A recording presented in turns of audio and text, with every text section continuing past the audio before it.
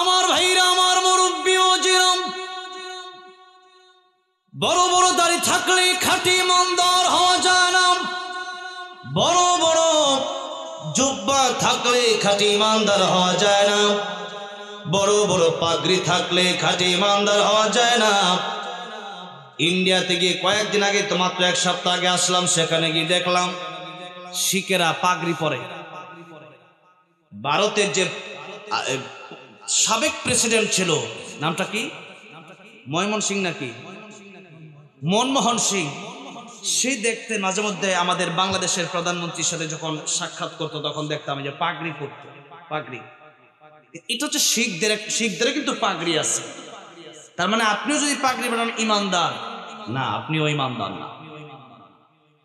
আপনি ইমানদার কিনা এটা যদি প্রমাণ করতে চান, আপনাকে ইমানদারির সত্যায়ন করার জন্য আল্লাহ রাব্বুল আলামিন কোরআন শরীফের বহু জায়গায় বহু আয়াতে বলেছেন।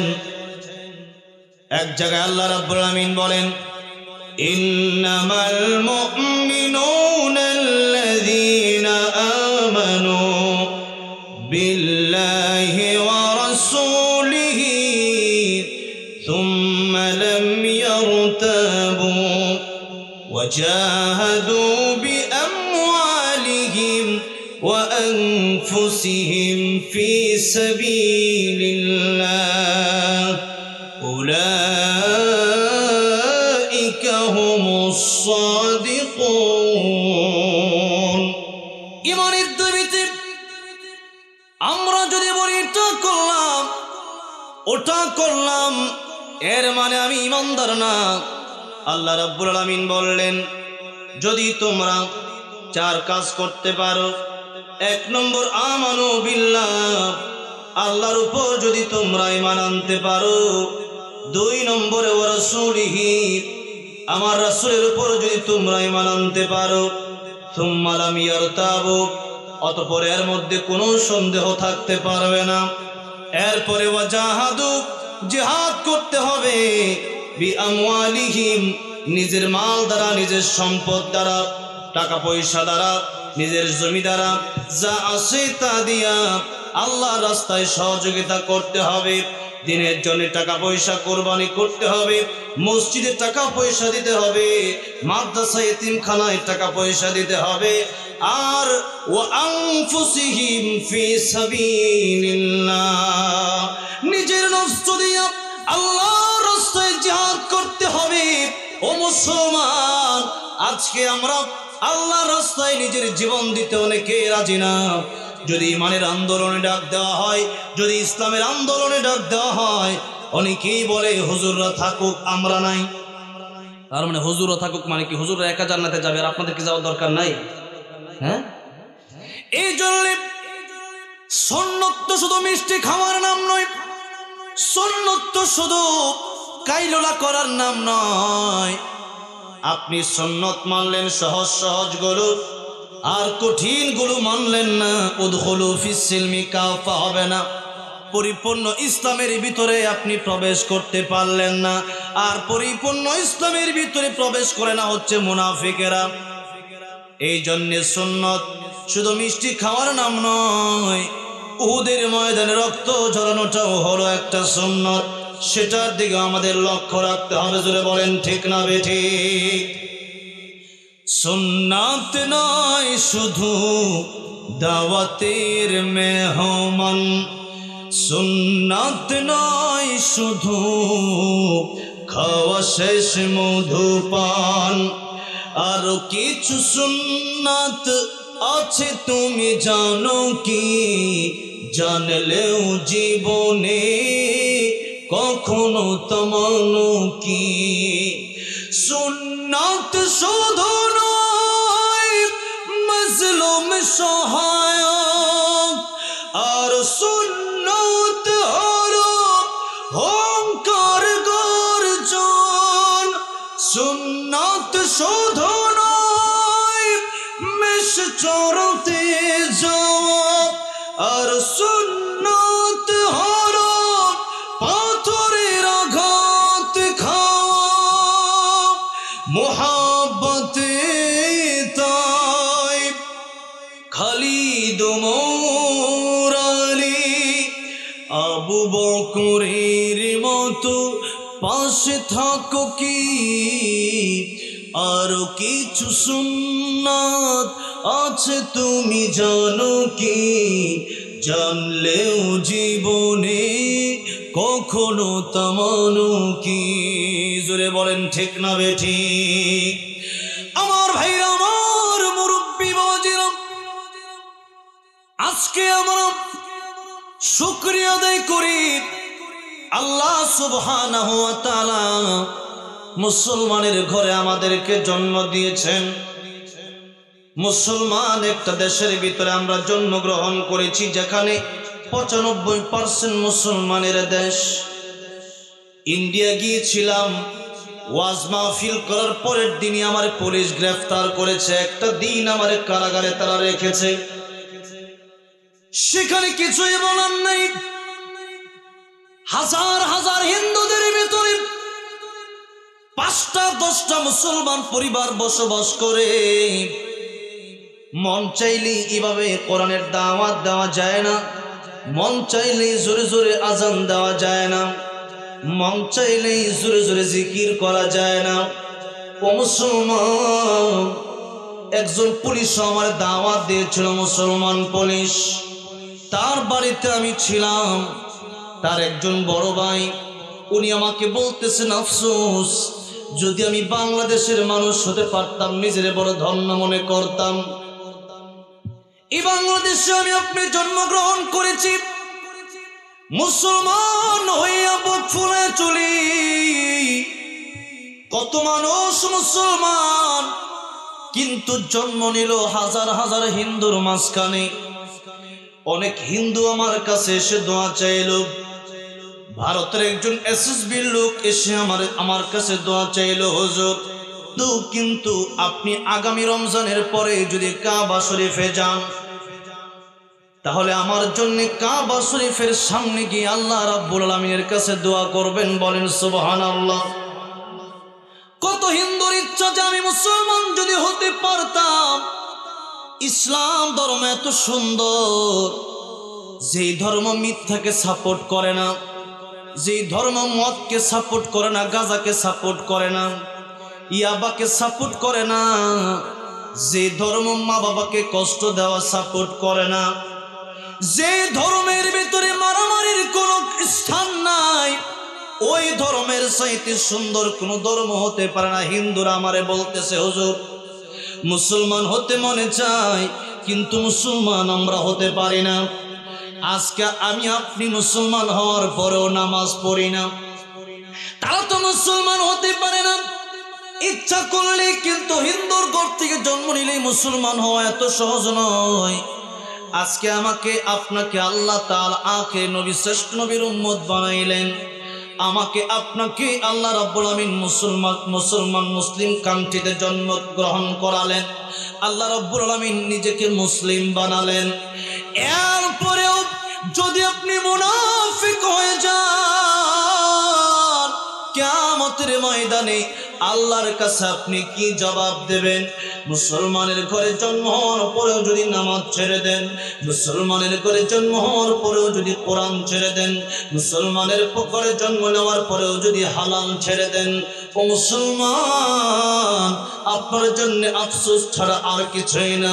আফসোস আফসোস আফসোস আপনার জন্য এই জন্য আল্লাহ নবী বিশ্ব নবী রাহমাতুল লিল আলামিন তাকে দেখলেন নিজের ঘরের ভিতরে নিজের মসজিদের ভিতরে মুনাফিক রয়েছে আল্লাহ নবীর কাছে জিবরাইল বললেন ইয়া রাসূলুল্লাহ ইয়া হাবিবাল্লাহ মুনাফিক হিন্দুর ঘরে জন্ম নেওয়ার দরকার নাই মুনাফিক মুসলমানের ঘরে অভাব নাই এই জন্য আমার ভাইরা আমার মুরব্বী বাবাজিরা ইসলামের ভিতরে ইসলামের ক্ষতি যারা করেছে হিন্দু তত ক্ষতি করে নাই খ্রিস্টান তত ক্ষতি করে নাই বেঈমানরা তত ক্ষতি করে নাই মুনাফিকরা যত বেশি ক্ষতি করেছে এই জন্য আল্লাহ রাব্বুল আলামিন কোরআন শরীফের ভিতরে মুনাফিকদের ব্যাপারে বলেছেন, ইন্নাল মুনাফিকিনা ফিদ দারকিল আসফালি মিনান নার ওয়া লান তাজিদা লাহুম নাসীরা। নবীজি, মুনাফিকদের আছে কিয়ামতের ময়দানে জাহান্নামের সবচাইতে তলদেশে থাকবে, আর ওয়ালান তাজিদ লাহুম নাসীরা, তাদের জন্য আপনি কোনো সুপারিশকারী সেদিন খুঁজে পাবেন না।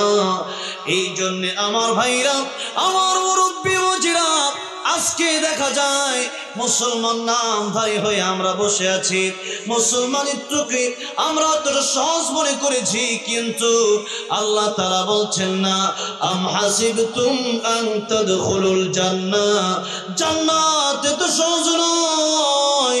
মাসালুল লাযীনা খালাউ মিন ক্বাবলিকুম, অথচ তোমাদের পূর্বে কত মানুষ ইসলামের জন্য জীবন দিয়ে দিল, কত কষ্ট করলো, তারা যেমন পরীক্ষা দিল, তোমরা কি মনে করেছো তোমাদেরকে আমি আল্লাহ পরীক্ষা নেব না? অবশ্যই আমি আল্লাহ রাব্বুল আমিন তোমাদের কাছ থেকে পরীক্ষা নেব। পরীক্ষায় যদি পাস না করতে পারো, জাহান্নাম ছাড়া কোনো গতি নাই। এই জন্য পরীক্ষায় আমাদের পাস করতে হবে। এই দুনিয়াতে তো পরীক্ষারই হয়, লিয়াবলুকুম আইয়ুকুম আহসানু আমালা। আল্লাহ রাব্বুল আমিন বলেন, এই পৃথিবী তোমাদের পরীক্ষার হল, কে ভালো আমল করতে পারে এটা আমি আল্লাহ রাব্বুল আমিন তোমাদেরকে দেখব। এই জন্য আমার ভাইরা, আমার মুরব্বী বাবাজিরা, এই দুনিয়া পরীক্ষার হলে এসে পূর্ববর্তী মানুষেরা, নবীরা, সাহাবায়ে কেরাম, সাহাবায়ে কেরাম রাদিয়াল্লাহু আনহুম আজমাইন জীবন দিয়েছেন, জীবন দিয়ে তারা আল্লাহর তৈরি জান্নাতে পৌঁছেছেন। যদি প্রয়োজন হয় আল্লাহর কোরআনের জন্য, আল্লাহর দ্বীনের জন্য আমাদেরকেও যুদ্ধের ময়দানে নামতে হয়, আল্লাহর কোরআনের জন্য যদি জীবন দিতে হয়, কারা কারা কোরআনের জন্য জীবন দিতে রাজি আছেন? দুটি হাত তুলে আল্লাহর দেখা।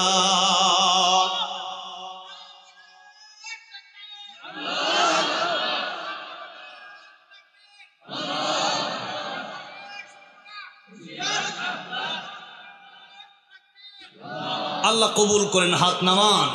আমার ভাইরাম, আমার মুরব্বী ওয়াজিরাম, হযরত খাব্বাব রাদিয়াল্লাহু আনহু, ওনাকে আমিরুল মুমিনিন, খলিফাতুল মুসলিমিন ওমর ফারুক রাদিয়াল্লাহু আনহু একদিন জিজ্ঞাসা করলেন, খাব্বাব রে, তোমার পিঠে এত বড় বড় গর্ত দেখা যায়, আর তোমার কোমরে তো চিকন, এত বড় বড় গর্ত পিঠ আর এত চিকন কোমর, আমার জিন্দেগিতে আমি ওমর কোনোদিন দেখি নাই। খাব্বাব রে, তোমার এই পিঠ গর্তের ইতিহাসটা কি তুমি আমারে বলতে পারো? হযরত খাব্বাব রাদিয়াল্লাহু আনহু ডেকে বলছেন, ওমর, আমার পিঠে তো গর্ত কেন আপনি কি জানেন? আমি যখন ইসলাম গ্রহণ করলাম, আমি যখন কালিমা পড়ি ঈমান গ্রহণ করলাম, ঈমান গ্রহণ করার অপরাধে আমার এই গরম আংরার ভিতরে, আগুনের জ্বলন্ত আংরার ভিতরে আমার এই শোয়া চিত করে শোয়া রাখা হতো, আমি যেন নড়াচড়া করতে না পারি, এই জন্য আমার বুকের উপর পাথর চাপা দিয়ে রাখা হতো। সে আগুনের কারণে আমার পিঠটা গলে গলে গলে গলে রক্ত বের হতো, সে রক্ত আর পানি দিয়ে সে আগুন আবার নিভে যেত। এত কষ্ট আমি ইসলামের জন্য আমিরুল মুমিনিন আমি করেছি। হযরত খাব্বাব রাদিয়াল্লাহু আনহু একদিন আল্লাহর নবী, বিশ্ব নবী রাহমাতুল লিল আলামিনের কাছে এসে বললেন, ইয়া রাসূলুল্লাহ, ইয়া হাবিবাল্লাহ, আপনি এখনো কি ইসলামের বিজয় আসবে না? আর কতদিন অপেক্ষা করব? আর কতদিন আমরা এইভাবে মার খেয়ে যাব? আল্লাহ নবী, বিশ্ব নবী রাহমাতুল লিল আলামিন বললেন, খাব্বাব রে, ধৈর্য ধরো, অপেক্ষা করো। তোমাদের পূর্বে এমনও মানুষ পৃথিবীতে এসেছিল যারা কোরআনের দাওয়াত দেওয়ার কারণে, যারা ঈমান গ্রহণ করার অপরাধে মাটি খোঁড়া হয়েছে, মাটির ভেতরে অর্ধেক সেই মানুষগুলোকে পথে ফেলা হয়েছে, অতঃপর সেই মানুষটার মাথার উপরে করাত ধরা হয়েছে। তারপরে এই জীবন্ত মানুষকে করাত দিয়ে দু টুকরা করে দেওয়া হয়েছে। তথাপি আল্লাহর ঈমান থেকে, কোরআন থেকে তারা একটা মিনিটের জন্য সরে যায় নাই। বলেন সুবহানাল্লাহ। আমার ভাইরা, আমার মুরব্বী ও জিরাব, আজকে আমরা ইসলাম ইসলাম ইসলাম করি, ইসলামের জন্য আন্দোলনে যদি ডাক দেওয়া হয় তাহলে আমরা যেতে রাজি না। আজকে ইসলামের কথা বলতে গিয়ে কত আলেম জেলখানায় আছেন। আল্লামা সাঈদী রাহমাতুল্লাহ আলাইহি জেলখানায় 13টা বছর কাটায় দিয়া জেলখানার ভিতরেই তার মরণটা হয়ে গেল। এত কষ্ট যিনি করলো, উনি চাইলে পারতেন যে আমি আগামীতে আর কোরআনের কথা বলবো না, আমাকে আপনারা ছেড়ে দেন, কিন্তু না, উনি কিন্তু জালেমদের কাছে মাথা নত করে নাই। আজকেও আল্লামা মামুনুল হক সহ অনেক উলামায়ে কেরাম জেলখানায় আছেন, তারাও কিন্তু তাদের কাছে মাথা নত করে নাই। মুফতি আমির হামজা সহ যত উলামায়ে কেরাম জেলখানা থেকে মুক্তি পেয়েছেন, আমরা তো প্রতিদিনই তাদের ওয়াজগুলো অনলাইনে দেখে থাকি। এখনো তারা আল্লাহর কোরআন থেকে একটা পা পিছপা হয় নাই। কারণ আমাদের কথা হলো আদ-দুনিয়া সিজনুল মুমিন ওয়া জান্নাতুল কাফির। এই দুনিয়া আমাদের জন্য জেলখানা, আর পরকাল আমাদের জন্য রয়েছে বিশাল সুন্দর জান্নাত। এই দুনিয়া কাফেরের জন্য বালাখানা, এই দুনিয়া শান্তির জায়গা না, এই দুনিয়া কষ্টের জায়গা। যদি কষ্ট করতে হয়, দুদিনের দুনিয়াতে আমরা কষ্ট করতে রাজি আছি, তথাপি জাহান্নামের আগুন আমরা সইতে পারবো না। জাহান্নামের আগুন যেদিন কিয়ামতের ময়দানে মানুষকে জাহান্নামের আগুনে দেওয়া হবে, কিয়ামতের ময়দানে সেদিন মানুষ হারে হারে টের পাবে যেই ব্যক্তিটা সারা জীবন সে আরাম আয়েশে ছিল, তাকে যখন জাহান্নামে দেওয়া হবে। আর যে ব্যক্তিরা সারা জীবন কষ্টে ছিল, ঠিক মতো খাওয়া দাওয়া করতে পারে নাই, ভালো একটা কাপড় চোপড় পরতে পারে নাই, এই লোকটাকে যখন জান্নাতে দেওয়া হবে, অতঃপর তাদেরকে জিজ্ঞাসা করা হবে যে তোমাদের কেমন লাগছে বলো, তোমরা দুনিয়াতে কেমন আরাম করেছিলে, কেমন কষ্ট করেছিলে।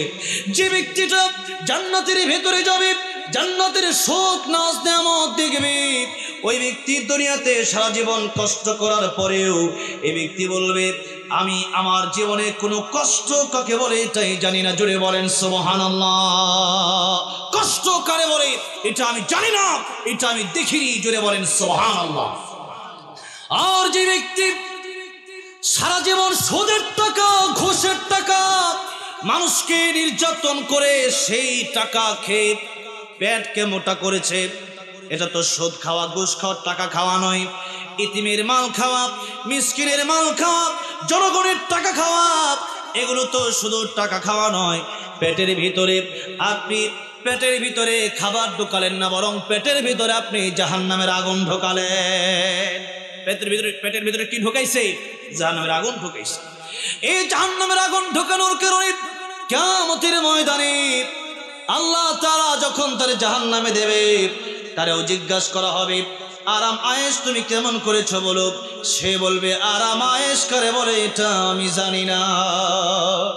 এই দুনিয়া এটা এমন একটা জীবন চলে যাচ্ছে, যা চলে গেছে তা স্বপ্নের মতো, আর যা সামনে আসছে এটা হচ্ছে আমাদের একটা আশাকাঙ্ক্ষিত জীবন, যে আশা নিয়ে বসে আছি, বাড়ি করব, একটা গাড়ি কিনবো, হ্যাঁ বিদেশ যাব, একটা বিয়ে করবো ভালো, এরপরে সন্তানাদি হবে, আস্তে ধীরে মরবে, এইরকম চিন্তা নিয়ে আমরা বসে আছি। আর পূর্বের যে জীবন তো চলে গেল, আমার জীবন থেকে মনে করেন 30টা বছর চলে গেল, এখন আমার কাছে 23 বছর হলো স্বপ্নের মতো। যা করেছি অল্প সময়ের মধ্যে আমি এটা মনে করতে পারবো কি কি আমি করেছি। হ্যাঁ, এটা হচ্ছে স্বপ্নের মতো। আর যা সামনে আসছে এটা হচ্ছে আমাদের আশা নিয়ে আমাদের জীবন। এই জন্যে এই জীবন চলে যাবে, এই জীবনে এমন একটা জীবন। আল্লাহ নবী বলেন সাহাবীরা তোমরা যদি একটা বিশাল সমুদ্রের ভিতর থেকে একটা আঙ্গুল তোমরা সেই সমুদ্রের পানির ভিতরে দাও, সে আঙ্গুলেই মনে করেন পানি উঠালেন, সমস্ত পানিগুলো আঙ্গুল থেকে ঝরে পড়ে গেল, এক ফোঁটা পানি আঙ্গুলে লেগে থাকে না, সমস্ত মানে পড়বে ভাব। এই এক ফোঁটা পানি হলো তোমাদের দুনিয়ার জিন্দেগি, আর পরকালের জিন্দেগি হচ্ছে পুরা সমুদ্রের পানি। বলেন সুবহানাল্লাহ। আচ্ছা বলেন তো, আমরা কি এখন বর্তমানে এক ফোঁটা পানির জন্য বেশি কষ্ট করতেছি না সমুদ্রের জন্য বেশি কষ্ট করতেছি? এক ফোঁটা পানির জন্য আমরা আমাদের জীবনকে বিলাইয়া দিচ্ছি, কিন্তু পরকালীন জীবনে, যে জীবনের কোনো শেষ নাই, সেই জীবনের জন্য আমরা কিছুই করতে পারলাম না। ঠিক না ঠিক বলেন?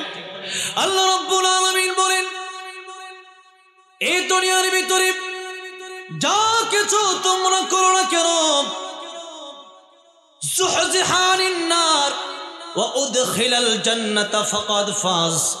আল্লাহ রাব্বুল আলামিন বলেন, সফল কাম তো তারা জাহান্নাম থেকে বেঁচে যারা চিরজীবনের সুখ জান্নাতের ভিতরে যেতে পারবে। আর এই দুনিয়া হলো আমাল হায়াতুদ দুনিয়া ইল্লা মাতাউল গুরুর। এই দুনিয়া ধোঁকা ছাড়া আর কিছুই না। এই দুনিয়া কি? ধোঁকা।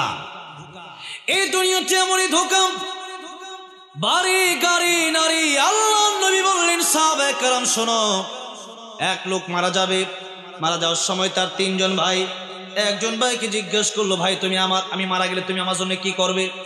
ভাই বলল, তোমার জন্য আমি কিছুই করতে পারবো না, তুমি মরে গেলে আমি তোমার জন্য কিছুই করতে পারবো না। আরেকজন ভাইকে জিজ্ঞেস করলো, ভাই রে তুমি আমার জন্য কি করতে পারবে? ভাই বলল, তোমার জন্য আমি বাজারে গিয়ে কাপড়ের কাপড় আনতে পারবো, জংলায় গিয়ে বাঁশ কাটতে পারবো, তোমার জন্য আমি গোলাপ জল কিনে আনতে পারবো, আগরবাতি কিনে আনতে পারবো, গোসলের জন্য সাবান কিনে আনতে পারবো, একটু গরম পানি আনতে পারবো, বড়ই পাতা থেকে বড়ই গাছের পাতা আনতে পারবো, তোমার জন্য আমি মসজিদ থেকে মসজিদের খাটটা আনতে পারবো। অতঃপর 4 জনের ভিতরে খাটিয়ার 4 জায়গার এক জায়গায় আমি ধরবো, অতঃপর তোমার কবরে নামাবো, কবরে নামায়া চিরজীবনের জন্য মাটি দিয়া আমি আবার চলে আসবো। যাক, মোটামুটি তাও ভালো। তৃতীয় ভাইকে জিজ্ঞেস করেন, ভাই রে আমার জন্য তুমি কি করবা?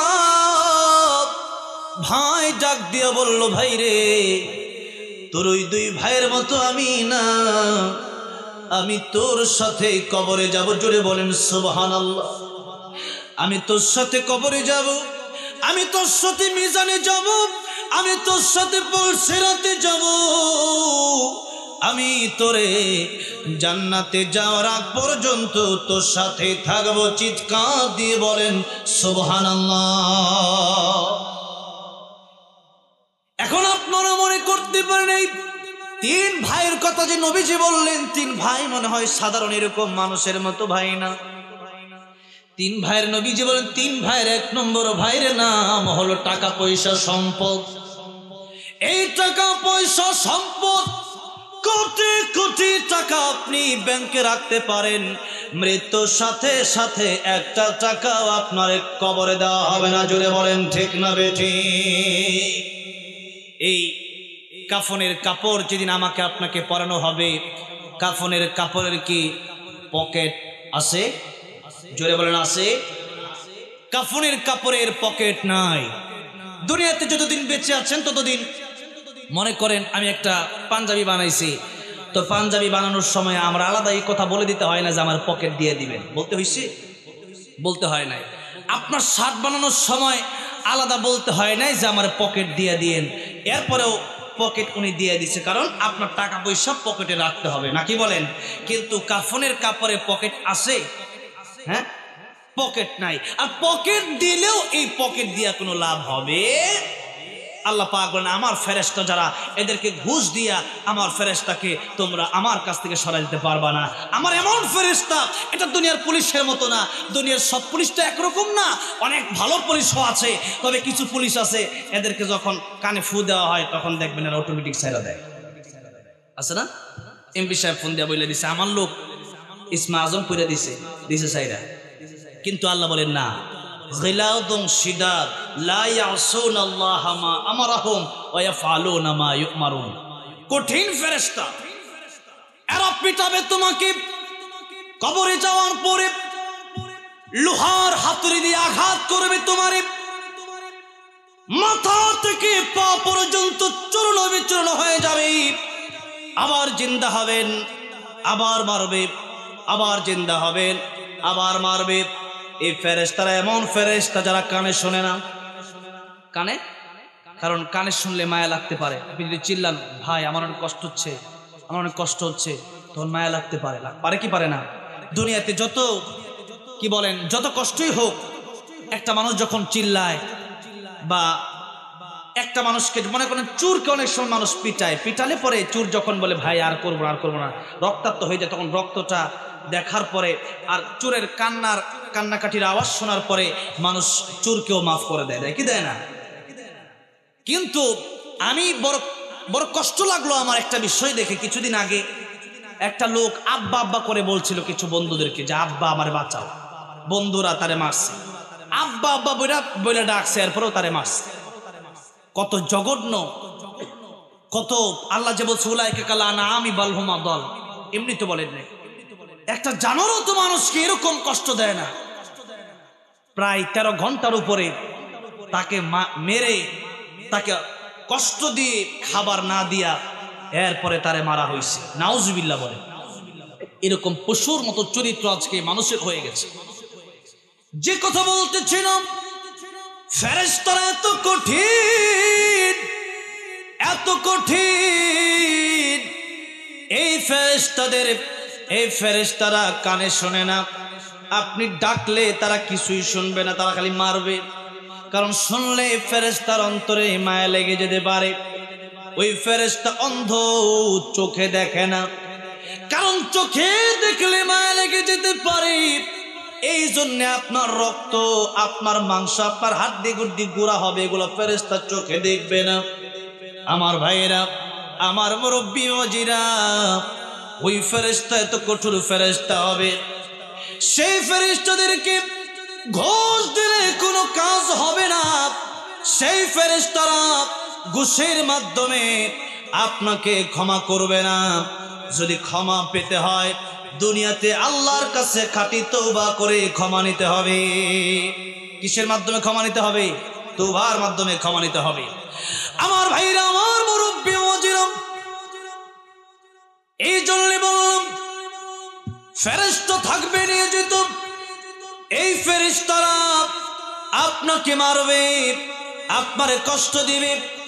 সেই দিন কাফনের কাপড়ে পকেট নাই, আর পকেট থাকলেও টাকা নিয়ে গেলেও ফেরেশতাকে ঘুষ দিলে কোনো লাভ হবে? লাভ হবে? লাভ হবে না। এই জন্য আল্লাহর নবী বললেন, ও আমার সাহাবীরা, 1 নম্বর ভাইয়ের নাম হলো যে ভাই মৃত্যুর পরে তোমার সাথে সাথে আলাদা হয়ে যাবে। অগ্রণী ব্যাংকে, ডাচ বাংলা ব্যাংকে, ইসলামী ব্যাংকে, আল আরাফা ব্যাংকে, আর যত ব্যাংক আছে, এই ব্যাংকে কোটি কোটি টাকা আপনি জমাতে পারেন। মৃত্যুর পরে একটা টাকাও আপনার সাথে যাবে না। যাবে নাকি? 3.5 হাত মাটির ঘর ছাড়া, 3 টুকরা কাফনের কাপড় ছাড়া কিছুই যাবে না। ও দুনিয়ার মুসলমান, কি যাবে, কি যাবে? এটা আমি এখনই বলবো। আল্লাহর নবী বললেন 2 নম্বর ভাইয়ের নাম হলো তোমার আত্মীয় স্বজন। 2 নম্বর ভাইয়ের নাম কি? আত্মীয় স্বজন। 2 নম্বর ভাই হচ্ছে তোমার আত্মীয় স্বজন। এরা তোমার কবর, এরা কাফনের কাপড় কিনে আনবে, এরা জঙ্গলার বাঁশ কেটে আনবে, খাটিয়া ধরে নিয়ে যাবে। এরপরে তোমাকে কবরস্থানে দাফন করে মাটি দিয়ে সে হয়তো কাঁদতে কাঁদতে চলে আসবে। 1 দিন, 2 দিন, 3 দিন, 1 মাস পরে তোমার আর মনে রাখবে না। এই হলো তোমার 2 নম্বর ভাইয়ের পরিচয়। আর আজকে আমরা এই 2 ভাইয়ের জন্য এমন কষ্ট করছি, মনে হয় যে চিরজীবন আমরা দুনিয়াতে থাকবো। 1 নম্বর সম্পদের জন্য, 2 নম্বর পরিবারের জন্য। সম্পদের পিছে সময় ব্যয় করতে করতে নামাজ পড়ার সময় পায় না লোকেরা। হ্যাঁ, সম্পদের পিছনে ছুটতে ছুটতে সময় পায় না। বউরে সময় দিতে গিয়া ফজরের নামাজ পড়তে পারে না, ছেলেরা আদর করতে গিয়ে জোহর পড়তে পারে না, খেলাধুলা করতে গিয়ে আসর পড়তে পারে না। সম্পদকে আর এই আত্মীয় স্বজনকে এমন সময় দিচ্ছে, মনে হবে যে কিয়ামত পর্যন্ত দুনিয়াতে সে বেঁচে থাকবে। আহারে, 3 নম্বর যে ভাইয়ের কথা আল্লাহর নবী বললেন, ওই ভাইয়ের নাম হলো আমল। ওই ভাইয়ের নাম কি? নেকামল। ওই ভাইয়ের নাম কি বলেন? নেকামল। নেকামল মানে হচ্ছে নামাজ খালি না, নেকামল মানে রোজা খালি না, নেকামল মানে হজ খালি না, যাকাত খালি না। নেকামল মানে আপনার জীবনে যা কিছু হবে সব হবে আল্লাহর হুকুমে, রাসূলের তরিকায়। কি বলেন, ঠিক না ঠিক? আজকে আমাদের দেশে অনেকেই রাসূলের তরিকার কথা বলে না, আমার বাবা ওইটা বলছে। তোমার বাবা কি বলছে ওইটা দিয়ে ইসলাম চলবে না। বাবা কি বলেছে, দাদা কি করেছে, ওটা দিয়ে ইসলাম চলবে। আল্লাহ কি বলেছেন, রাসূল কি করেছেন, ওটার নাম হলো ইসলাম। কি বলেন, মনে থাকবে আপনাদের? ওই বাবা হুজুর ওইটা বলছে, খাজা বাবা ওইটা বলছে, তালা বাবা ওইটা বলছে, এগুলো দিয়ে ইসলাম চলবে না। বাবা দিয়ে ইসলাম চলে না। আল্লাহ রাব্বুল আলামিন কোরআন শরীফের ভিতরে বলেছেন, কুল ইন্নাস সালাতি ওয়া নুসুকি ওয়া মাহইয়ায়া ওয়া মামাতি লিল্লাহি রাব্বিল আলামিন। ওগো নবীজি, আপনি বলেন, আমার নিশ্চয় আমার নামাজ, অনুসুকি আমার কোরবানি, ও মাহইয়ায়া আমার জীবন, ও মামাতি আমার মরণ, লিল্লাহি রাব্বিল আলামিন। কার জন্যে? কার জন্য নিবেদিত? আল্লাহ রাব্বুল আলামিনের জন্য। জীবনে যা করবেন সব হবে আল্লাহর খুশির জন্য। কার খুশির জন্য হবে? আল্লাহর খুশির জন্য। আল্লাহর খুশির জন্য যদি না হয়, আল্লাহর জন্য যদি নিবেদিত না হয়, তাহলে অনেক সময় নির্বাচনের আগে নেতা দেখা যায় টুপি পরে, পাঞ্জাবি পরে, সারা জীবন করছে ছবি, নির্বাচনের আগে পরে টুপি। হ্যাঁ, কি বলেন? সারা জীবন সিনেমা কইরা এরপরে এসে ভালো হয় যা আমি খুব পরহেজগার নামাজি, ওযু আছে না নাই সেটা দেখার দরকার নাই, নেতা গিয়ে নামাজে খারাপ হয়ে গেছে। হ্যাঁ, এরকম হয় কি হয় না? নামাজের সময় হয়ে গেছে, নেতা চিন্তা করলে আমি নামাজ না পড়লে তো ভোটটা দেবে না, সেই ভোটের জন্য পরে গিয়া নামাজ হারায় যায়। ওযু আছে না নাই সেটা দেখার দরকার নাই। এই নামাজিদের ব্যাপারে আল্লাহ বলেছেন, ফাওয়াইলুল লিল মুসাল্লিন। এরকম নামাজিরা দুজকে যাবে। কোথায় যাবে? দুজকে যাবে। ভাইরা আমার, মুরব্বী বাবাজিরা আমার, নামাজ তো পড়তেছেন, নামাজ কি আদৌ হচ্ছে কিনা তা কয়দিন চিন্তা করেছেন? নামাজ তো পড়তেছেন, নামাজের ভিতরে সূরা কেরাত ঠিক আছে কিনা তাকে চিন্তা করেছেন? নামাজ তো পড়তেছেন, গোসলের ফরজ আদায় করেছেন কিনা তাকে চিন্তা করেছেন? নামাজ তো পড়তেছেন, ওযুর ফরজ আদায় হলো কিনা তাকে চিন্তা করেছেন? চিন্তা করেন নাই। আপনার এই নামাজ দিয়ে কিভাবে আপনি জান্নাতে যাবেন? আপনি কোরআন পারেন না, আপনার সন্তানকে আপনি কোরআন না শিখালে পরে, এই সন্তান কোরআন না শিখলে পরে নামাজ পড়বে কিভাবে? আমার ভাইরা, আমার মুরব্বী বাবাজিরা, নামাজের জন্য যে সমস্ত শর্ত সমূহ আছে, ওই সমস্ত শর্ত সমূহ আপনাকে আগে জানা লাগবে। আজকে অনেক মানুষ গোসল করে, গোসলের ফরজ জিজ্ঞাসা করলে বলে 20-22টা, মাথায় পানি ঢালা না, এই কি বলে, শ্যাম্পু দেওয়া, এরপরে সাবান দেওয়া, ফেস ওয়াশ দেওয়া, এরপরে সোনু লাগানো। সুন্নাত, গোসলের ফরজ। কুলিও করে না, নাকে পানি দিচ্ছে না, কানে পানি পৌঁছাচ্ছে না, দেহে পানি পৌঁছালেও অনেকেই কুলি করে না, অনেকেই নাকে পানি দেয় না। আপনার নামাজ হবে কিভাবে? নামাজের জন্য শর্ত হলো পবিত্রতা, ঈমান। এটা তো জান্নাতের চাবি, নামাজও জান্নাতের চাবি। তো এই নামাজ যদি জান্নাতের চাবি হয়, তাহলে আপনি আর আমি নামাজ যদি পড়ি, নামাজের চাবি হলো ওযু। একটা গেট খুলে আর একটা গেটে যেতে হবে। হ্যাঁ, এই গেট যদি আপনি না খোলেন, আপনার নামাজ হবে না। কারণ আল্লাহর সামনে অপবিত্র অবস্থায় আপনি যেতে পারেন না। যেভাবে ইসলামে আছে ওভাবেই আপনার মানতে হবে, পরিপূর্ণ মানতে হবে। এখন ওযু গোসল না করে যদি নামাজে যান, বা ওযু গোসল করলেন, ওযুর ফরজ আদায় করলেন না, গোসল করলেন, গোসলের ফরজ আদায় করলেন না, কি মনে করেন নামাজ হবে? নামাজ হবে না। এরপরে নামাজ ভঙ্গের কারণ আমরা সচরাচর 19টা জানি, অনেকগুলো আছে যেগুলো আমলের কাসিরের ব্যাখ্যায় অনেকগুলো এসেছে। তারপরে সচরাচর আমরা জানি যেগুলো 19টা আমরা জানি। 19টার ভেতরে নামাজ ভঙ্গের প্রথম কারণ কি আপনারা বলতে পারবেন? বলেন কি? নামাজে কি পড়া? অশুদ্ধ পড়া। তার মানে যারা বলতেছেন আর কি পারেন না, নামাজে কি পড়া? কোরআন শরীফ অশুদ্ধ তিলাওয়াত করা। কোরআন শরীফ যদি অশুদ্ধ তিলাওয়াত করে নামাজ না হয়, আমি কি বলবো, আমি ভাষা খুঁজে পাই না মাঝে মধ্যে। আমি অনেক বক্তা, অনেক আলেম দেখেছি যারা চেয়ারে বসার পরে ওয়াজ করে ঠিক, কিন্তু কোরআন শরীফ তাদের সহি শুদ্ধ নাই। কি আবার অনেক লোক দেখেছি বয়স হয়ে গেছে কিন্তু কোরআন শরীফ তিলাওয়াত করতে পারে না। মসজিদের বহু ইমাম আমি দেখেছি আল্লাহর কোরআন সহি শুদ্ধভাবে তিলাওয়াত করতে পারে না, আমি এরপরে রিপ্লাই করে নামাজ আমার পড়তে হয়। কারণ নামাজের মধ্যে গায়রে কারির পিছনে কারির নামাজ হবে না। যে যার কোরআন তেলাওয়াত শুদ্ধ, যার অশুদ্ধ তার পিছনে নামাজ হবে না। আর কোরআন শরীফ অশুদ্ধ পড়া মানে আপনি কোরআন শরীফের আয়াতকে আপনি অর্থটা আপনি পরিবর্তন করে দিলেন। এলেঙ্গা ওই গ্যাস পাম্পে, তো ওখানে আমি দাঁড়ালে মাঝে মধ্যে নামাজ পড়ি, এদিকে তো প্রোগ্রাম আমার বেশি, সিরাজগঞ্জে বেশি। একদিন যাচ্ছি তো ভাবলাম কে যেন নামাজ পড়াচ্ছে, নামাজ পড়ানোর সময় দিকে শার্ট প্যান্ট পরা নামাজে দাঁড়ায় গেছে। তো নামাজ যখন দাঁড়ায় গেছে চিন্তা করলাম নামাজে তার সাথেই দাঁড়াই। এখন লক্ষ্য করে দেখলাম যে সে তিলাওয়াত করতেছে কুল হুয়াল্লাহু আহাদ। আহাদ মানে একক, আহাদ মানে কি একক, আর আহাদুন মানে হচ্ছে ওয়াদা।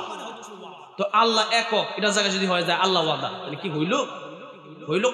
অর্থটা হইল আপনার নাম মনে করেন রুবেল, আপনারা যদি আমি মনে করেন যদি বলি পুবেল, এটা কি আপনি রাগ করবেন না?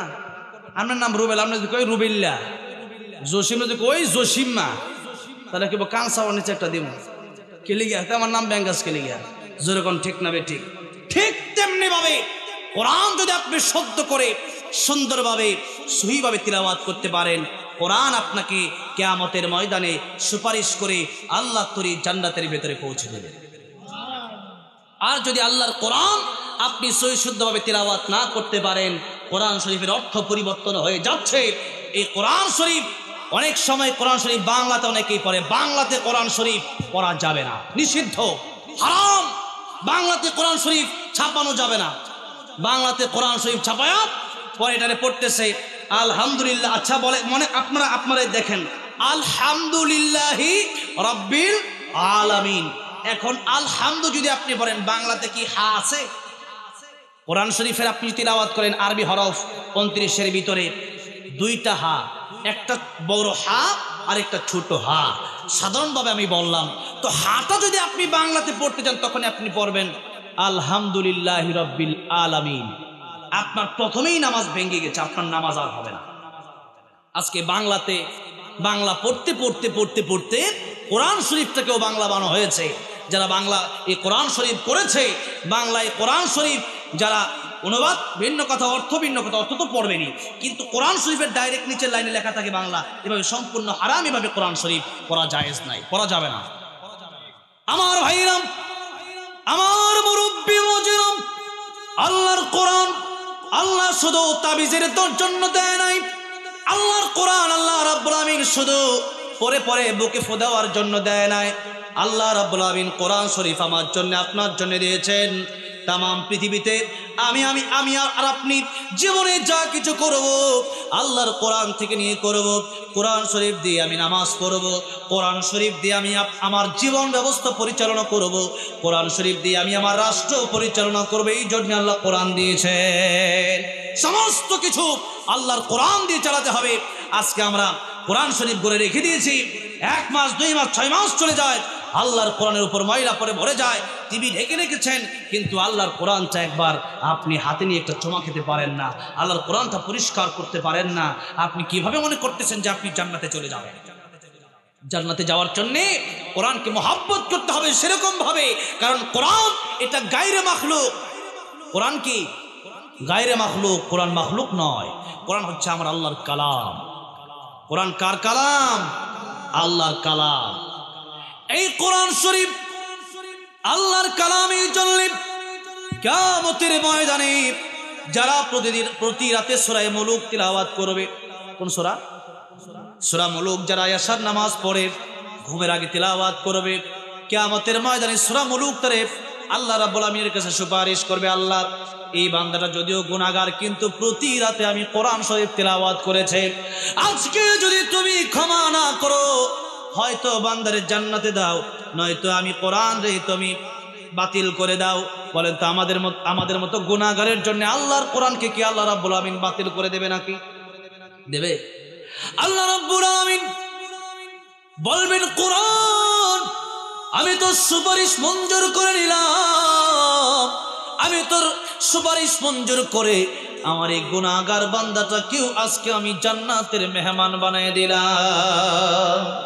আল্লাহর কোরআন তিলাওয়াত করতে হবে, কন্টিনিউ তিলাওয়াত করতে হবে। কবরের আযাব থেকে যদি বাঁচতে চান, আপনি আয়াতুল কুরসি প্রতি 5 ওয়াক্ত নামাজের পরে আয়াতুল কুরসি আপনি তিলাওয়াত করেন।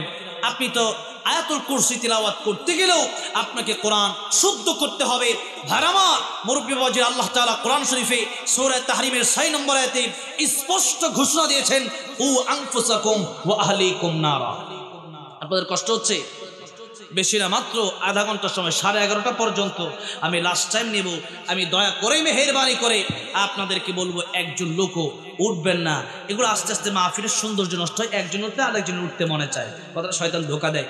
এই জন্যে পরিবেশটা সুন্দর রাখবেন। বাবাজিরা, কোরআন তেলাওয়াত আমাকেও করতে হবে, আপনাকেও করতে হবে। আল্লাহ বলেন, কু আনফুসাকুম ওয়া আহলিকুম নারা, তুমি নিজে জাহান্নামের আগুন থেকে বাঁচো, পরিবারকে জাহান্নামের আগুন থেকে বাঁচাও। আর সমস্ত বিশ্বের মুফাসসিরিনে কেরাম একমত যে যদি জাহান্নামের আগুন থেকে বাঁচতে হয়, তাহলে আল্লাহর কোরআন দিয়ে বাঁচতে হবে। কি দিয়ে বাঁচতে হবে? আল্লাহর কোরআন জীবনে বাস্তবায়ন করে বাঁচতে হবে। আর আল্লাহ তাআলা বললেন, ওয়া আহলিকুম নারা, তোমাদের পরিবারকে তোমরা আগুন থেকে বাঁচাও, জাহান্নামের আগুন থেকে বাঁচাও। দেখেন, আল্লাহ তাআলা একটা কথা বললেন, উ আনফুসাকুম ওয়া আহলিকুম নারা, নিজে বাঁচাও, পরিবারকে বাঁচাও। আজকে অনেকে নামাজি কিন্তু নিজের বউ নামাজ পড়ে না। কি বলেন? আছে না এরকম লোক? আছে না? আছে। অনেকে নামাজি, আপনার সন্তানটা নামাজ পড়ে না। একজন, আজকে তো বিপিএল খেলা মনে হয় না কি খেলা, একজন আমারে বললো যে আমার ছেলেটা খেলার খুব পাগল, আগামীতে এগুলো নিয়ে খুব ভালো একটা অবস্থানে সে যাবে। এই কথা চিন্তা করেন, খেলার জন্য কি সময়টা সন্তানকে দিচ্ছে।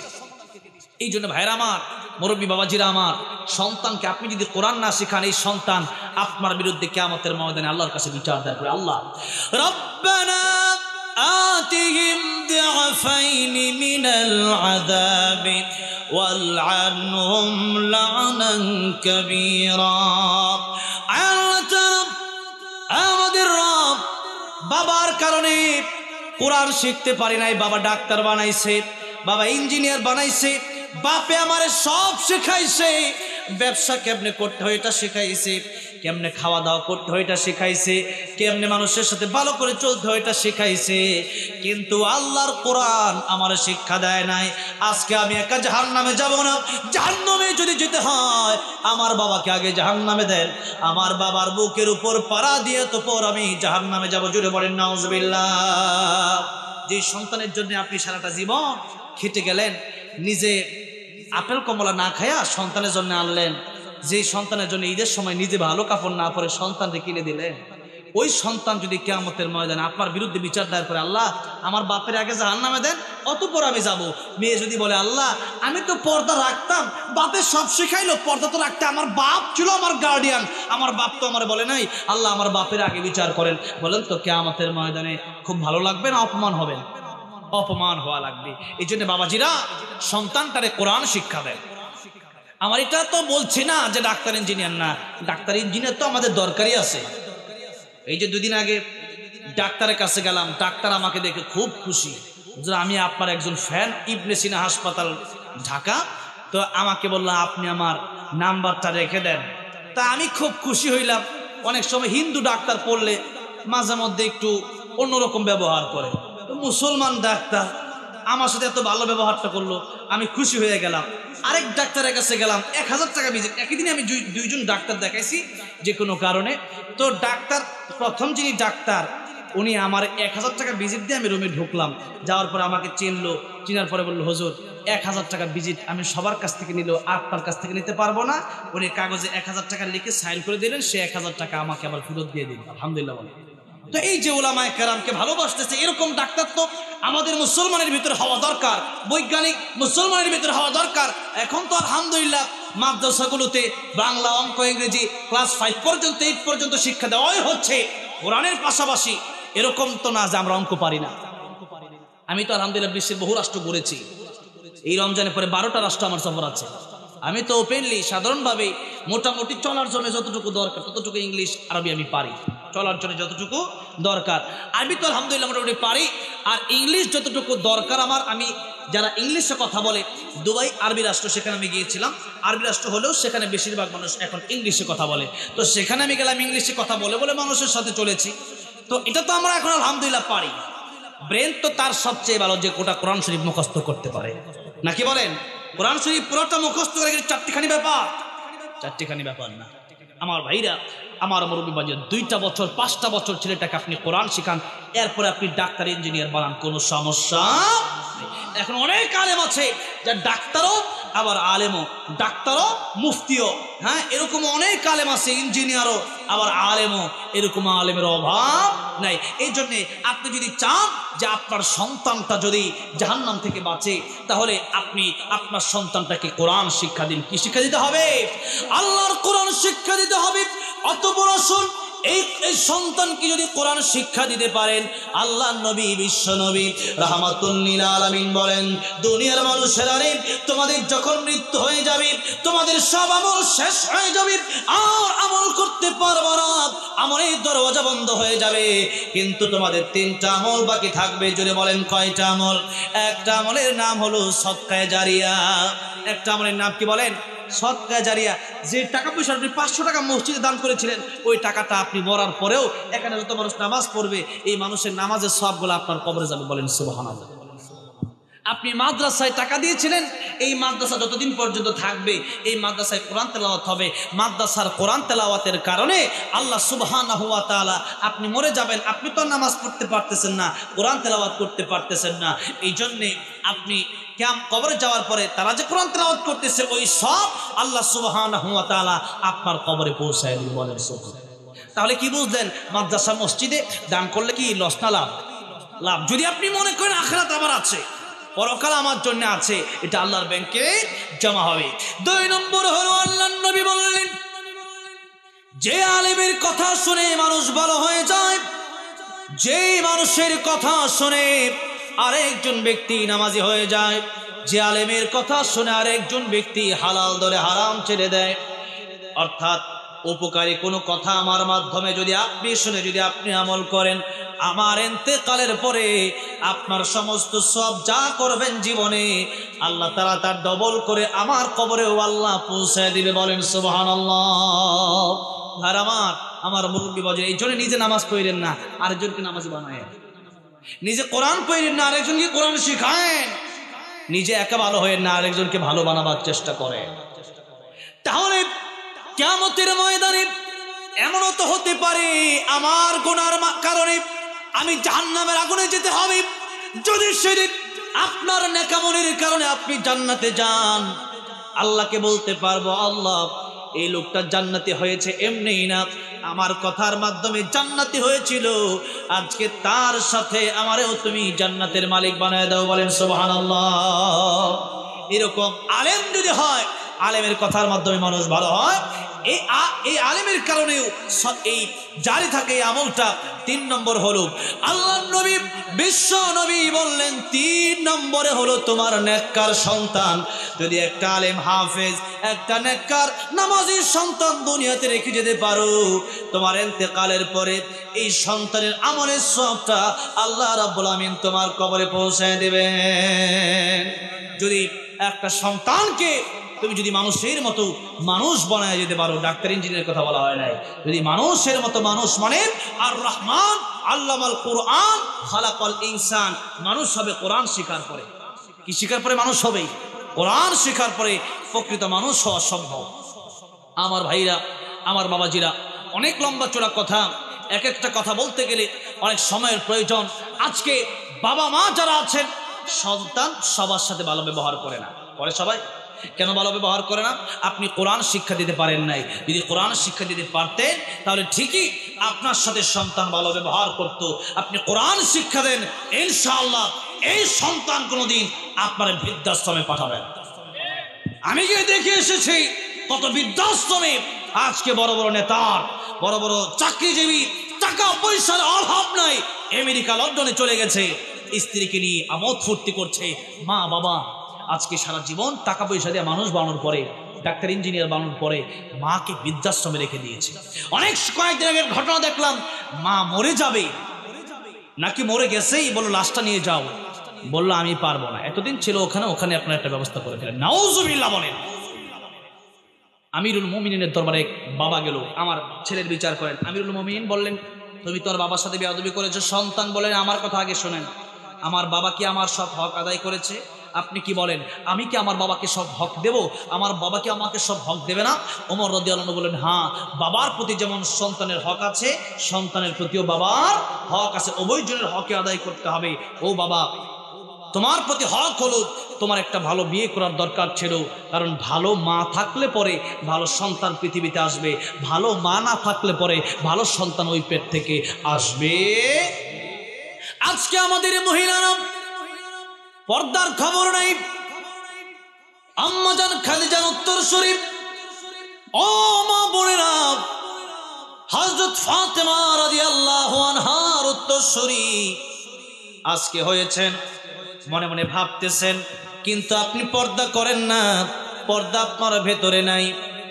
কিয়ামতের ময়দানে আল্লাহর নবী বলেছেন, অধিকাংশ নারীরাই জাহান্নামে যাবে, আর জান্নাতে গিয়ে দেখলাম অধিকাংশ গরিব মানুষেরাই জান্নাতে গেছে। গরিব মানুষদের ব্যাপার বলেছে, আর জাহান্নামের ব্যাপারে বলেছে অধিকাংশ নারীরা এই জাহান্নামে যাবে। নারীদের জাহান্নামে যাওয়ার একটা কারণ তো এটাই, নারীরা পর্দা করে না। আর পর্দা না করলে একটা নারী একা জাহান্নামে যায় না, একটা নারী হাজার হাজার যুবককে জাহান্নামী বানায়, অতঃপর জাহান্নামে যায়। একটা নারী যখন রাস্তা দিয়ে বের হয়, এই নারীটার দিকে আরো হাজার যুবক তাকালো, তাকানোর সাথে সাথে কবিরা গুনাহ হলো, চোখের জেনা হলো, আর এই চোখের জেনার কারণে 1000 যুবককে জাহান্নামে যেতে। নাউজুবিল্লাহ বলে। আজকে অনেক সময় পুরুষের বিচার করা হয়, নারীটা করা হয় না। নারী নির্যাতনের আইন আছে, পুরুষ নির্যাতনের আইনও করা দরকার। অনেক সময় আমাদের দেশে বর্তমানে এমন অবস্থা দেখা যাচ্ছে, স্বামীকে ধরে স্ত্রী মারে। কিরকম নাই মনে হয়? পত্র পত্রিকার খবর যদি আপনারা দেখেন, মিডিয়ার খবর যদি আপনারা দেখেন, এরকম অভাব নাই। এই জন্যে আল্লাহর নবী বললেন, ও দুনিয়ার মানুষেরা, নারীরা জাহান্নামে যাবে দুইটা কারণে। 1 নম্বর কারণ হলো নারীরা স্বামীর সাথে খারাপ আচরণ করে, স্বামীর তারা কষ্ট দেয়। আজকে আমাদের সমাজের নারীর দিকে তাকালে অনেক নারী এমনও বলে যে, তোমার ঘরে আসছিলাম, তোমার ভাগ্যটা বড় ভালো, অন্য আরো বহু ভিআইপি স্বামী আমার ছিল, এরকম বলে না? খালি তোমার ঘরে আইছিলাম দেখে এত কষ্ট আমার। এক মহিলা, আমাদের উস্তাদ এক হুজুর ছিল, হুজুর বলতো, আগিলারে আগিলা কত ভালো আসিলা। বুঝেন নাই? আগিলারে আগিলা কত ভালো আসিলা, তার মানে কি, এক স্বামীর কাছে গেছে, স্বামী তারা 3 বেলা খাবার দেয়, কিন্তু গুস্ত মাছ ঠিক মতো দেয়, একটু গরিব মানুষ, টাকা পয়সাটা কম। স্ত্রী চিন্তা করছে, এরকম স্বামী গরিবের গরিব, তার ঘরে আমি থাকবো না, আমি আরেক স্বামীর কাছে চলে যাব। চলে গেছে আরেক স্বামীর কাছে। যাওয়ার পরে এই স্বামী এবার তারে শুধুমাত্র রাতে খাবার দেয়, সকালেও দেয় না, দুপুরে 1 বেলা দেয়। চিন্তা করলো তার কাছে থাকবো না, আগে 3 বেলা দিত, এখন একজনে দেয়। এরপরে চিন্তা করলো আরেক স্বামীর কাছে যাব। আরেক স্বামীর কাছে যাওয়ার পরে এই স্বামী এবার খাবার তো দেয় না, উল্টা যৌতুক চায়। এরপরে মায়েরও দেয়। এখন স্ত্রী কয়, আগিলারে আগিলা কত ভালো আছিল, আগেই ভালো আছিলাম, 3 বেলা যাই করে খাইতাম, স্বামীটা ভালো ছিল, একটু অহংকার করে আসার কারণে আজকে টাকা উল্টা চায়, মায়েরও খায়। ঠিক না বে ঠিক? আর যুবক ভাইরা, সংসারে শান্তি আসবে কেমনে? স্ত্রী তো আপনারা ধরবেই, যৌতুকের টাকা খাইলে ওই সংসারে শান্তি আসতে পারে। আপনার ঠিক বললেও ঠিক, না বললেও ঠিক, নাকি বলেন? বাবাজিরা, সন্তানদের বিয়ে করানোর আগে নবীর হাদিস ফলো করেন। মিশকাত শরীফের হাদিস, আল্লাহর নবী বলেন, তুনকাহুল মারআতু লিআরবাইন, লিমালিহা ওয়ালিজামালিহা ওয়ালিহাসাবিহা ওয়ালিদীনিহা ফাযফার বিদাতিদ্দীন। অল্প সময় আমি কথাগুলো শেষ করে দেব। আল্লাহর নবী বললেন, 4টা জিনিস দেখে তোমরা বিয়ে করো। কয়টা? আল্লাহর নবী বলেন, সাধারণত মানুষ 4টা জিনিস দেখে বিয়ে করে। কয়টা জিনিস দেখে বিয়ে করে? 4টা জিনিস দেখে মানুষ বিয়ে করে। 4টা দরকার নেই, 4টা জিনিস দেখে মানুষ বিয়ে করে। 1 নম্বর হচ্ছে, মানুষ বিয়ে করে লিমালিহা, সম্পদ, ধন সম্পদ দেখা, কেমন সম্পদ তারা আছে, বাড়ি গাড়ি 5 তালা আছেন, 3 তালা আসেনি, এরকম দেখে বিয়ে করে। 2 নম্বরে বিয়ে করে ওয়ালি জামালিহা, মানুষ তার চেহারা দেখে বিয়ে করে, চেহারা সুন্দর কিনা, চেহারার ফেস কাটিং ভালো কিনা। 3 নম্বরে দেখে ওয়ালি হাসাবিহা, তার বংশটা কেমন। 4 নম্বরে দেখে ওয়ালি দীনিহা, নবী বললেন এই দিনদার মেয়ে দেখে তোমরা দিনদার মেয়েকে বিয়ে করে তোমরা ধন্য হয়ে যাও। বলেন সুবহানাল্লাহ। কি মেয়েকে বিয়ে করতে বলছেন? দিনদার মেয়েকে বিয়ে করতে বলছেন। কিন্তু আজকে আমরা দিনদার খুঁজি না, টাকা পয়সা খুঁজি, যৌতুক আমরা এমন ভাবে খাই মনে করি হাদিয়া। আর শাশুড় শাশুড়ি যদি আপনারা দেয় একটা মোটরসাইকেল, সমস্যা নাই, খুশি হয়ে দিলে সমস্যা আছে? শ্বশুর শাশুড়ি যদি আপনার একটা প্রাইভেট কার দেয়, মনে করেন একটা স্বর্ণের বাড়ি করে দেয়, কোনো সমস্যা আছে? কোনো সমস্যা নাই। শ্বশুর শাশুড়ি দিতেই পারে, পারে না? পারে। আবার আপনিও শ্বশুর শাশুড়িরে 50,000 টাকা দামের একটা শাড়ি গিফট করতে পারেন, এতে কোনো সমস্যা নাই। কিন্তু ছায়া নেওয়া যাবে, চেয়ে নেওয়া যাবে না। আমার ভাইরা, আমার মুরব্বী ওয়াজিরা, যৌতুকের মতো হারাম, এটা এমন হারাম, আপনি পায়খানা খাওয়া যেরকম হারাম, যৌতুক খাওয়া এরকমই হারাম। ঠিক না বে ঠিক? এক একজনে এক এক দিকে বুঝছি। টাইম শেষ, আপনাদের টাইম শেষ। যাক, আপনাদের কষ্ট হইলে আমার সুবিধা, আমার তো প্রতিদিনই বসা লাগে, দিনে 3-4 বারও বসা লাগে। সুতরাং আপনাদের অসুবিধা হইলে আমার সুবিধা, শেষ করে দিচ্ছি। এবার আসেন, নবীজি বললেন 4টা জিনিস দেখে মানুষ বিয়ে করে, তোমরা দিনদার মেয়েকে দেখা বিয়ে করো, মেয়েটা গরিব হইলেও সমস্যা নাই। এবার আসেন, আর মেয়েদের কথা বলছিলাম, মেয়েরা স্বামীর সাথে বিয়াদবি করলে পরে এই স্বামী যদি আপনার প্রতি খুশি না থাকে, আল্লাহ কিন্তু নারাজ হবে, নাকি বলেন? আল্লাহর নবী বিশ্ব নবী রাহমাতুল লিল আলামিন একদিন আম্মা জান আয়েশা সিদ্দিকা রাদিয়াল্লাহু আনহার ঘরে গেলেন, গিয়ে দেখলেন আয়েশা ঘুমায়া পড়ছে। রুটি বানাতে বানাতে রুটি ছাগলে আয়েশা খাইতেছে। কিসে আয়েশা খায়? ছাগলে আয়েশা রুটি খায়। এখন আল্লাহর নবী নিজেই, রাহমাতুল লিল আলামিন নবী, তিনি নিজেই রুটি বানালেন, গোশত পাক করলেন। আয়েশা রাদিয়াল্লাহু আনহা ঘুম থেকে উঠে দেখলেন, আহারে, রাহমাতুল লিল আলামিন, সৃষ্টির শ্রেষ্ঠ যিনি, নবীজি রান্না করলেন। নবীজি বলেন, আয়েশা, অবাক হওয়ার কিছু নাই, আমি তোমার স্বামী, তোমার সাথে আমি একটু সহযোগিতা করতেই পারি। বলেন সুবহানাল্লাহ। আমাদের কিছু স্বামী আছে যে বিয়ে করছে নাকি কাজের বেটি আনছে, এটা বোঝা বড় দায়, এরকম কষ্ট দেওয়া যাবে না। আর নারীরা যেই 2টা কারণে জাহান্নামে যাবে, সেই 2টা কারণে 1 নম্বর কারণ হলো স্বামীরে কষ্ট দেওয়া।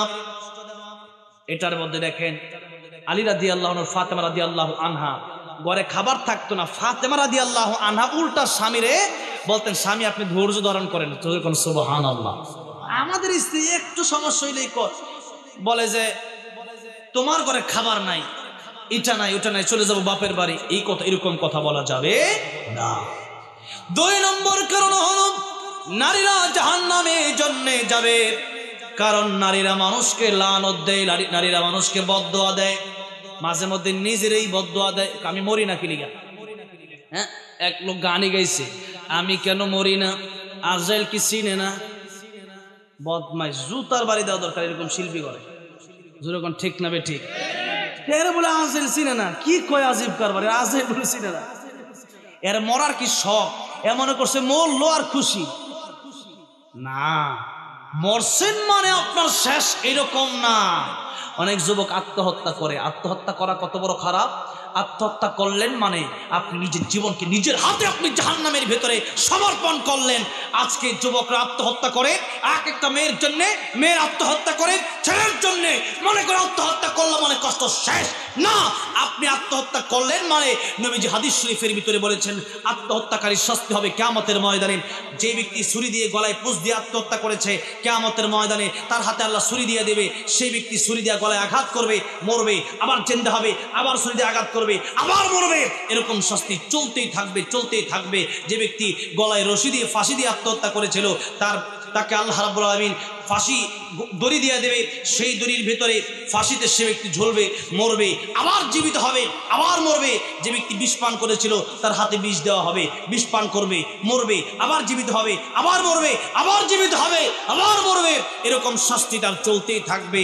মনে করবেন না আত্মহত্যা করলেন মানে খুব সহজ। একটু যে মেয়ে আপনাকে ভালোই বাসতে পারলো না, তার জন্য আপনি আত্মহত্যা করলেন, এই মেয়ের জন্য আত্মহত্যা করলেন আপনি কি কারণে? দরকার তো ছিল যে আমার ভালোবাসা, ওরে কি ভালোবাসা আমার, যেরকম ঠিক না ঠিক। আর তার ভালোবাসায় পাগল হয়ে আজকে যুবকরা একটু কষ্ট পাইছে তো গলায় দড়ি দিয়ে দিছে, একটু কষ্ট পাইছে বিষ খেয়ে ফেলছে। আরে কি আজীব ব্যাপার। আর আপনি মরণ যদি আপনার হাতে আনতে চান, যে আমার ইচ্ছে হয়েছে আমি মরে যাব, জীবন তো আপনি নিজের হাতে আনতে পারেন নাই। যখন মায়ের পেট থেকে বের হয়েছিলেন, মনে করেন 1988 সালে আপনার জন্ম হয়েছিল, আপনি তো এমনটা বলতে পারেন নাই আল্লাহ 1988 সালে পাঠাবো, আমি 1987 সালে দুনিয়াতে চলে যাব, বলতে পারছিলেন? সেটা তো বলতে পারেন নাই। তাহলে মরার সময় কেন এই কথা বলেন যে এখনই মরে যাব? আল্লাহ রাব্বুল আলামিন যেটা যেভাবে বলেছেন সেভাবেই করতে হবে। আত্মহত্যার পর যারা বেছে নিবেন এদের জীবন বড় ধ্বংসকর জীবন, বড় এই জন্য জাহান্নামে যেতে হবে। আমার ভাইরা, আমার মুরব্বী বাবাজিরা, যেই কথা আমি বলতেছিলাম, মনে আছে আপনাদের? কি বলছিলাম এর আগে? আত্মহত্যার জায়গায় কোন কথা থেকে গেলাম মনে নাই? হ্যাঁ, নারীরা, অধিকাংশ নারীরা জাহান্নামে যাবে, এই কথা মনে রাখতে হবে। এই যে এখানেই ভুলে গেলেন, আহারে এটা মোবাইলে রেকর্ড করে আগামীতে ওয়াজ শুনে রেকর্ড করবেন। এগুলো তো আমি আপনাদেরকে এমনি সুর দিয়ে কিছুক্ষণ ওয়াজ করে চলে গেলাম, এই জন্যই বলতেছি না রে বাবাজিরা, বলতেছি জাহান্নামের আগুন থেকে বাঁচার জন্য বলতেছি। নারীরা 2 মিনিটের ভিতরে ওয়াজ শেষ হবে। নারীরা জাহান্নামের আগুনে যাবে 2টা কারণে। 1 নম্বর স্বামীরে কষ্ট দেওয়ার কারণে, 2 নম্বরে লানত দেওয়ার কারণে। একটু কিছু হলেই ছেলেরে বদদোয়া দেয়, মেয়েরে বদদোয়া দেয়, অনেক সময় ভাইয়েরে বদদোয়া দেয়, অনেক সময় নিজেরই বদদোয়া দেয়, আমি কেন মরি না, আল্লাহকে আমার দেখেন আমার নিতে পারে না। এই সমস্ত কথা কোনোভাবেই বলা যাবে না, কারণ যতই কষ্টই হোক না কেন, এই যে শীত আর গরম, এই শীতও আল্লাহ দিয়েছেন পরীক্ষার জন্য, গরমও আল্লাহ দিয়েছেন কেন? পরীক্ষার জন্য। গরমের ভিতরে নামাজ পড়তে হবে, আবার শীতের ভিতরে কষ্ট করে অনেক মানুষ গরমের সময় পড়লো, শীতের সময় ঘুমায়। আল্লাহ দেখতে চাই বান্দা গরমের সময় পড়ছে, শীতের সময় কি কষ্ট করে উজু করে পড়ে কি পড়ে না, বলেন সুবহানাল্লাহ। নামাজ যারা পড়বে কিয়ামতের ময়দানে উজু করলে পরে এই হাতটা নূরে ঝলমল করতে থাকবে, আমার নবীজি তাদেরকে সুপারিশ করে জান্নাতের মালিক বানায় দেবে। এই জন্য বাবা, যে একটু কষ্ট হলেও দুনিয়াতে কষ্ট করেন, আখিরাতে কষ্ট করার কোনো সিস্টেম নাই। যদি আপনি দুনিয়াতে যদি আপনি কষ্ট না করতে পারেন, তবে আখিরাতে কষ্ট করতে হবে। আমার ভাইরা, আমার মুরব্বী বাবা, এই জন্যে দুনিয়ার এই জীবনে আমাদেরকে আল্লাহ সুবহানাহু ওয়া তাআলা যেন আমরা জান্নাতের পথেও আল্লাহর হুকুম, আমার রাসূলুল্লাহ সাল্লাল্লাহু আলাইহি সাল্লামের তরিকা অনুযায়ী জীবনকে পরিচালনা করতে পারি, সেই তৌফিক আল্লাহ দান করেন। জোরে বলেন আমিন। মোনাজাত হবে। মোনাজাতের আগে এই মাহফিল যারা করলো, আপনারা মাহফিল করাতে খুশি না বেজার? আলহামদুলিল্লাহ। এই মাহফিলে যারা আসতে পেরেছেন, এটা আল্লাহর রহমত ছিল বিদায় আসতে পেরেছেন। আচ্ছা, সারা জীবন একদিন কুকুরকে একটু পানি পান করানোর মাধ্যমে যদি জান্নাতে যেতে পারে, আমারে আপনারে আল্লাহকে জান্নাত এই একটা মাহফিলের উসিলায় দিতে পারে না? জোরে বলেন, পারে কি পারে না? আজকে এই মসজিদ, মা আল্লাহ নবী বলেন, মান বানা লিল্লাহি মাসজিদান বানাল্লাহু লাহু বাইতান ফিল জান্নাহ, যারা আমার আল্লাহর ঘর মসজিদ বানায় দেবে, তাদেরকে আমার আল্লাহ জান্নাতের ঘর বানায় দিবে। বলেন সুবহানাল্লাহ। এই আশায়, পরকালে জান্নাতের আশায় মসজিদের জন্য 30টা লোক আমি চাইবো, 1000 টাকা এখন দেন আর পরে দেন, 1000 টাকা এই মসজিদের জন্য নগদে দিলে আলহামদুলিল্লাহ, বাকিতে দিলেও আলহামদুলিল্লাহ, পরে দিবেন, নামটা লেখাবেন, আমি রফিকুল ইসলাম। মাটি রে সকল সুখ বুঝি তোর কপালে, ও মদিনা রে